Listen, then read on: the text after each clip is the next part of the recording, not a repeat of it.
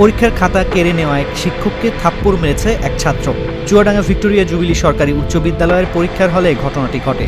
রোববার রাতে সামাজিক যোগাযোগ মাধ্যম ফেসবুকে এর সিসিটিভির ফুটেজ ছড়িয়ে পড়লে তোলপাড় শুরু হয়। এদিকে ঘটনা তদন্তে 4 সদস্য বিশিষ্ট কমিটি গঠন করেছে জেলা প্রশাসক।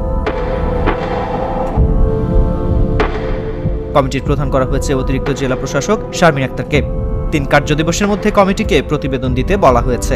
জানা যায় ওই স্কুলে এসএসসির নির্বাচনী পরীক্ষা চলছিল।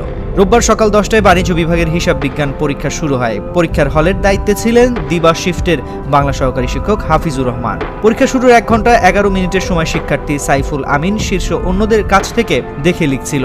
প্রথমে তাকে নির্ধারিত আসন থেকে সরিয়ে সামনের একটি বেঞ্চে বসানো হয়।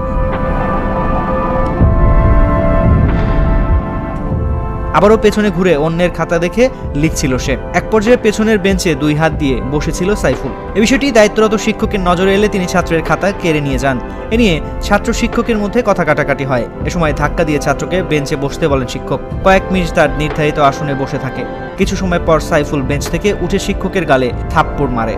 শিক্ষক সাইফুলকে ধাক্কা দিয়ে বাইরে চলে যান। এ সময় সাইফুলও বাইরে যান। বিদ্যালয়ের শিক্ষকরা বিষয়টি বিদ্যালয়ের সভাপতি ও জেলা প্রশাসক ডক্টর কিসিঞ্জার চাকমাকে জানান। তিনি এই ঘটনায় 4 সদস্য বিশিষ্ট তদন্ত কমিটি গঠন করেন।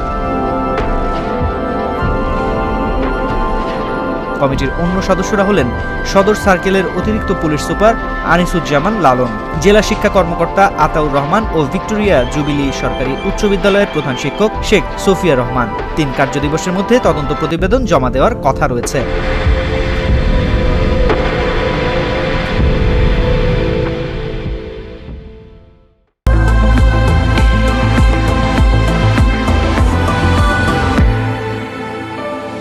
Hurling.